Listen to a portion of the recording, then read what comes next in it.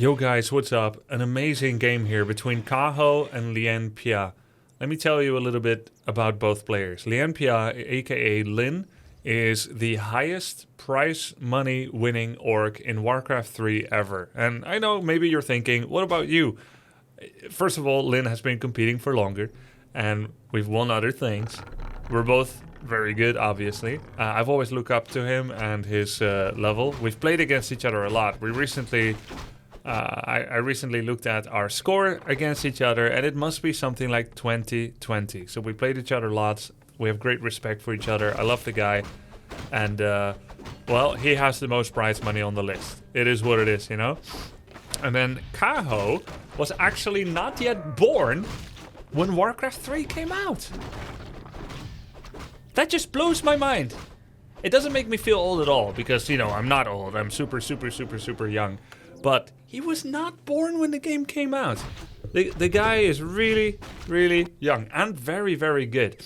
Hailing from China, Kaho is kind of the exception to the new player rule, the new player flow in Warcraft 3 competitive scene. You know, it's not a whole lot of people from the new generations that have decided to go become really freaking good at Warcraft 3. And Kaho is the exception, which is really awesome. And recently, he's been taking some really big names against all kinds of races. He's not some kind of one trick that's only good at one matchup or abusing some kind of imbalances. No, the guy is legit super good. So I'm excited to see how this game between Lin and Kaho is going to be going. So let's talk a little bit about the start. Keeper of the Grove opening, and he's just got about level 2. And that's about it. He hasn't gone further than level 2. He hasn't kept creeping the small little creeps that give additional XP but no additional items. So he's got his 2 items. But the illusion wand from the blade is allowing Lin to avoid the Keeper of the Grove quite a bit. You see, Lin has gone for the meta opening of a Blade Master and 1 Grunt, 1 Burrow Tech, with a very well hidden sentry that's not as easily found. You know, unlike in Dota 2, if you use Dust of Appearance, it does reveal all invisible sentry wards. So not placing them at the most logical locations, just like in Dota, can be kind of a smart thing to avoid potential detection. Now, Blade Master seems to have a really good idea of where the Keeper is because of that sentry. He has seen Keeper disappear in this corner, and maybe he can get the Creep Steal. He gets the Creep Steal and the item! It's a Gloves of the Haste for Blade Master. Super useful. He's got 1 point in Windwalk and 1 in Critical. And there's 2 ways to go from here. Well, there's 3 directions actually to go for the Blade Master.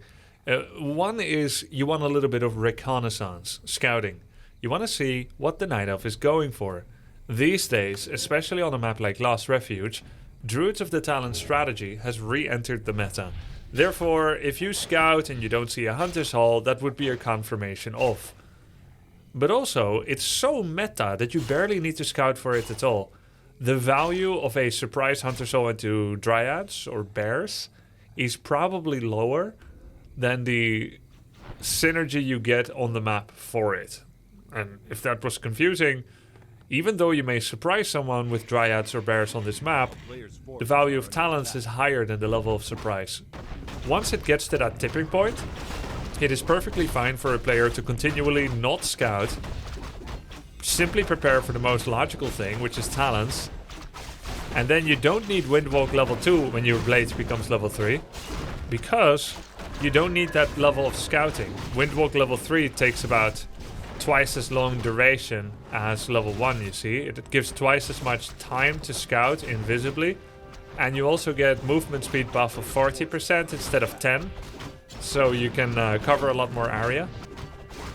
And so Blade 3 is usually really good for scouting and harassing workers.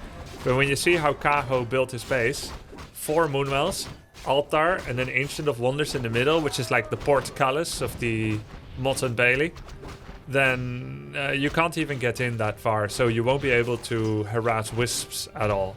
So if you're not scouting, you're not harassing Wisps, you're probably going to go with Critical Strike level 2. But there is an alternative these days. Mirror Image. It would be the 1-1-1 scale build. Mirror Image is the unique ability, offers you a unique ability to essentially dispel Acid Bomb from the Alchemist.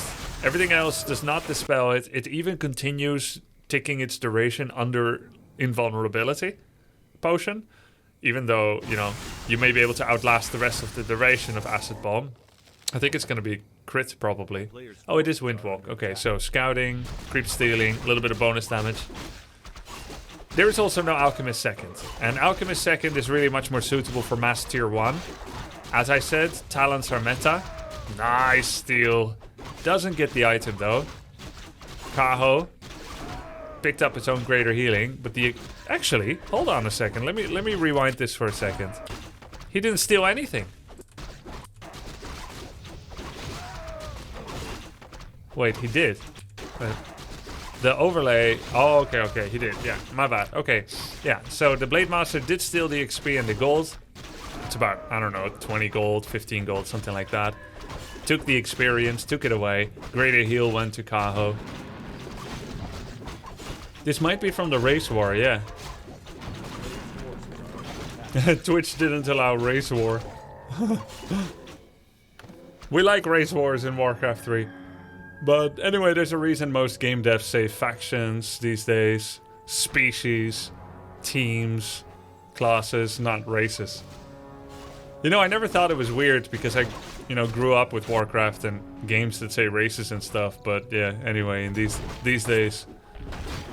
So, okay. Raiders, walkers, snakes. And snakes being really powerful against Druids of the Talon because they are magic immune. That means Talons cannot fire at the snakes. And the snakes do bonus damage against Talons. So they're very, very powerful. You would need to use Demon, Keeper, Treants to focus the snakes in order to protect the Talons. That makes it quite powerful. What historically has been the disadvantage of Shadowhunter is that everything he does costs mana. And when there's mana burn, you better make sure you use your raiders really, really well to keep away the demon from your shadow. Because even a mana burned TC at least still has endurance aura, which is partially why TC was so popular against Talons for so long. It wasn't just because Shockwave does great damage against all these small caster units, or that you could cast it from far away while momentarily pinning down the Demon Hunter. And then you can get rid of your mana, essentially, before it gets burned. In a useful way. But it's because he has a passive. And Shadow has no passives. So you gotta be really good with your raiders. I like to put them on a separate control group. Usually, when I played against Talons, I have 3 control groups. Raiders in a group alone. Casters in a group alone. I know the way Lin does it. Walkers and Berserker, the creep, in one group. And Raider Grunt heroes in a main group. And then he has one additional group that are Raiders alone. So he essentially multi-groups his Raiders. Together with the melee group. And separately alone by itself as well. In order to do micro. And what's interesting, recently I tried another RTS called Beyond All Reason. And that game did not allow multiple control grouping per unit, which I found a little bit, a little bit annoying, because I figured, well, what if Lin and I want to play this game? Then Lin can't use his favorite control grouping. Pillage is underway, not done yet. I don't know if he has Town Portal on Shadow. I can't imagine he would do this play without Town Portal, because if Moon mana burns all the walkers, then he wouldn't be able to get out. But there it is. Loses just 1 grunt. A lot of mana and some health. But that's a very valuable kill on the Tree of Life. Has the TP, gets out. Now, quickly, you scan the minimap. Where does Lin go next? This spot would be too risky. This laboratory spot seems logical here on the high ground. It's nearby. This is it's paused because the replay watcher, Warcraft 3 art, during these times resets the overlay. He pauses sometimes because it tends to break from time to time. So the laboratory here, the high ground, is the most logical to do. It's valuable, it's nearby. Is he gonna go for it? Looks like he is going to go for the laboratory while the Blades is checking the Ogre Lords. Windwalk level 2 coming in clutch. Is he going to be able to steal it? He does not. Does not steal the Unholy Aura, nor the creep. Not the XP nor the gold of it. But he might go in ahead and attack that Talon. Double hit, kill. He's going to Windwalk before he gets mana burned. Kaho is rebuilding the Tree of Life. He's at 50 population. Moments like these are interesting. Any dead moments in the game where people are not actively fighting. I call it a dead moment. It really isn't, right? But any moment where players are not actively fighting, the value of their army is changing regardless because of mana regeneration. Unique thing about Warcraft 3 compared to something like StarCraft.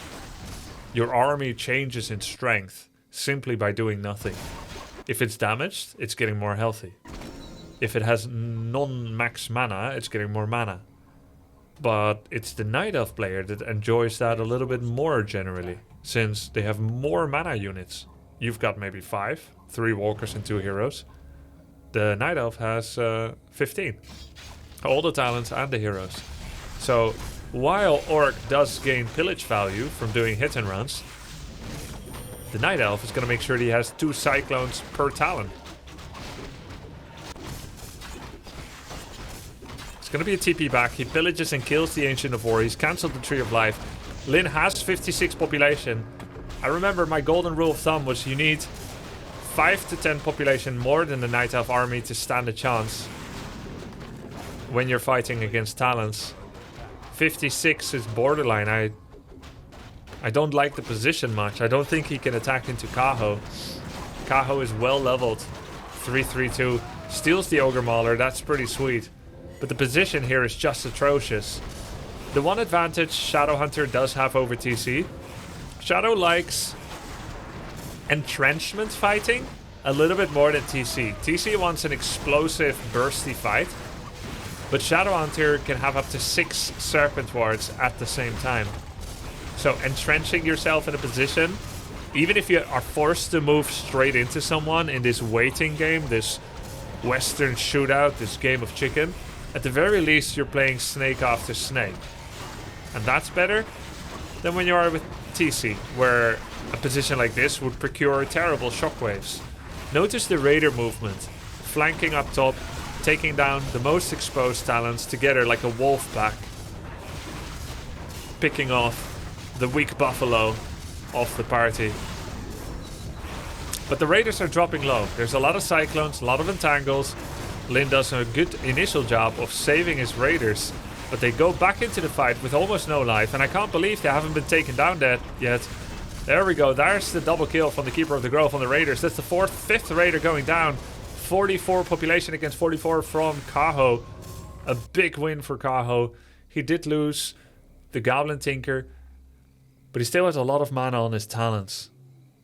99.99% of the elves in the world would not walk away from this fight with much mana on talents, because, you know, the newbie, the cute newbie thing to do is to not turn off Fairy Fire. So now you're casting Fairy Fire autocast on every single Orc unit has. Then you're removing the Fairy Fire with a Cyclone, or the Orc is removing the Fairy Fire with one single disenchant. The pro way to do it is to turn on 0 autocast and to only manual cast exactly when you need it. And the semi-pro way to do it, which is actually how I play the elf, is to take 10 talents and you turn on autocast Fairy Fire maybe on about 1, 2, or 3 of them. I don't know how Kaho does it, I haven't studied it. Voodoo Lounge killed, makes the defensive capabilities of Lyn a lot worse. A gentle pressure on the burrows. Note how Kaho is not compromising his position of the talents. He's not allowing himself to be flanked even as he's attacking the burrow. He wanted the burrow to be like a cooking timer. You've got to respond to this or the noise is going to drive you crazy. The eggs are getting overdone. But he's not going to expose his talents and allow Lyn a perfect position. So he just does like this little token pressure with a couple of heroes, a couple of treants, and the talents stay well back. Not easy for Lyn to find a hole in the defenses. And Kaho is not going over 50. He's quite pleased with the status quo. essentially, he's got more hero XP, even on his main 2 heroes, but he's got bonus 3rd hero with XP. He's got more money in the bank. He has more potentially mining bases. He's got better items, Devotion Aura and Unholy Aura, which is just insane, against simply stat items from Lin. He has 2 Invul Potions, which is worth 300 gold, and a Heal Scroll, which is 250, and totally together it's 550 of consumables. And Lin just bought a 2nd Heal Scroll, which is now constituting 500 gold, so a little bit more gold for Kaho in consumables. And now Kaho is doing something a little different. He's doing a simultaneous over 50 push, even as he's plopping down double Chimera Roost. I wonder if that's a mistake, because my assessment was going to be that there's no way that Kaho can lose this. How can he lose? With all the advantages in the world. The only advantage which is hard to gauge is Orc better, is Night Elf better, you know, because the army comp is pretty meta from both. Who's gonna micro better is hard to permutate, hard to parse. Invul on the demon allows him to get closer to the shadow, but he didn't move enough during it, and he got ensnared before reaching the shadow. The snakes have set up a really nice cover fire, and I love the 200 gold investment from Lin in the Tome of Retraining to rescale to Mirror Image. Now that Windwalk has run its course, Reconnaissance became less important, and it's more about man fighting. Mirror Image is fantastic. Notice that there is a Fairy Fire on the left side Mirror Image. It is drawing mana from talents. It is drawing tanking fire. It is dealing small amounts of damage, 20% damage of what the main Blade Master does. That's gonna be like, you know, hits for 5, or if it crits, it's gonna be like 15. Not bad. You know, stronger than a peon. Very good defensive micro by Lin, and a good set of disenchants after using snakes to take down fairy dragons and whatnot. This was a phenomenal fight for Lin. Phenomenal? Phenomenal and abominable. Phenomenal for Lin, abominable for Kaho. Phenomenal. A phenomenal fight. And he even had the discipline not to use one of his heal scrolls. Any fight your opponent is willing to TP out from, and as a pro you pretty much get a sense of, is my opponent going to go all the way with this fight? Are you prepared to go all the way with this, Alexei? Attacking into an orc army is one thing. Going all in is another. You need to go into this with both eyes open. Yes, my dear Admiral. I am prepared to go... No, actually, I'm going to TP out. See you later, Poka. So he was not ready to go all the way. Lin noticed that and kept his heal scroll available. He's now attacking into the gold mine. Stops the second mine. But guess what? He's 20 population behind. And Kaho is retraining his Tinker, so it's going to be back soon. And he's going to be getting his first Chimera. But how good are Chimera? They've got 2 heads. But we all know, in order to be really smart, you need 4 head. He's got 1 archer, maybe to take down snakes. I don't know if that's a survivor archer, or if it is a new fangled archer. If it is, I don't know if I should laugh or cry. 1 archer to take down 6 snakes. In come the wisps! I account about the availability of something like 5 disenchants, but with the wisp doing good detonates, that's going to be less. Chimera, though, I don't think they're worth their money. You know, as an orc, I'm always happy when they transition away from talents and go into Chimera, because snakes destroy Chimera. If positioned well, if entering the battle late, and Ensnare is going to get more and more rare, then I think it's good. But I think the Chimera should enter the battle like a... I don't know, like an Earthshaker enters the battle in Dota. Kind of like a late fashionable arrival. Make sure the opponent is first busy with other things, defending this thing, attacking that thing. Then suddenly, BAM! Chimera attack. If you come in and lead from the front like that, they get ensnared and they get taken down. I couldn't see how Lin possibly would have a chance, but he's definitely doing a fantastic job. The efficiency so far of the fight has been amazing for him. And the snakes are a big part of that. Blade Master is completely unhurt so far. He's got so much health on him. And even though Kaho still has a mining base, the efficiency is keeping Lin in the game. I've always wondered whether, if this is the race war battle, what it is a concept of see which race is best. I played some of those myself as well. And of course, I always give my all in battles. I've never thought I should play worse on purpose to prove that Orc is not so good so that we get more buffs. But it has always been funny because these race wars, they always get used in Warcraft 3 historically to say which race finally is best. Everybody that believes Undead is the best wants to see, hey, see? Undead won the race wars. No surprise. And luckily, Happy is an utter tryhard, so, you know, I don't know the results, but who knows? He may prove it indeed. But it's always a bit funny where you would, in theory, have an incentive to lose to prove that your race needs more buffs. The thing is, though, I think that's in vain these days. Because Blizzard is not really listening anyway. So there's no point to protest when there's no government, you know what I mean? Just go and break things, yeah? Break the game. Break your opponents. Ah, he's using the snake focus fire to kill that last gold mine. And had it not died, he was even targeting the wisp. You know, snakes often attack the dumbest thing. You have to really sing well to make them attack the right thing. Typically how it works for a ranged unit... Oh, nice entangle. Ranged unit target fire. Generally, they attack enemy ranged. They won't attack melee. They'll first attack enemy ranged. And they'll also attack things that can threaten them. So essentially, they kind of think selfishly. For instance... Since Serpent Wards are magic immune, they'll never voluntarily attack Talons. Because they're like, well, Talons can't attack me anyway. Same thing with Chimera. So if you're a cute little nublet and you're going mass snakes against Talons and Chimera, basically like this game, then that's not going to work out for you. Because they'll only be attacking Keeper. And if Keeper's not in range, then they'll attack Demon and Tinker. Because those can actually attack the snakes. They'll never attack the Chimera and Talons. So cute little nublets would lose.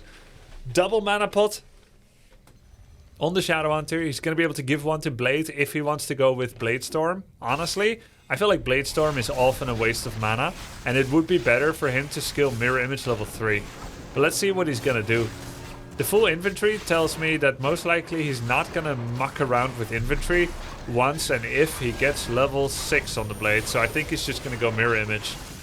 Focusing Demon a lot. He's also noticed there isn't a lot of Moonwell mana left. So he really can get this Demon. One final disenchant. Nice stuff. Demon comes back in. Does have 3 Moonwells left. Blade did one hit that healed... The Blade's one hit did more damage than 2 Moonwells healed the Demon. Not full Moonwells, of course. Yeah, he's going to be able to get it. Demon Hunter. Demon down. Demon down. He is still mining at his expansion, but that's going to take a long time to get the Demon back. Their Keeper! Their Keeper! Gate down! Down! Oh no, he stops him. He's got heal pot. He drinks it immediately, but Blade is coming for him. Did skill Blade Storm. Is he going to use it? Maybe if he gets entangled, he can Blade Storm to break free of the entangle and to keep chasing. Tinker dead. Where's the Keeper? Wait, where's the Keeper? Wait, let's look at his health in the top right. See the health? He's fine. He's 200 health, 200 health. Wait, where did the health go? Finish him. Fatality. Damn. You know, quite spectacular comeback from Lin. He had to micro his absolute behind off. Really, really cool game. I do think Kaho was in a winning position. I believe Chimera Roost was a mistake.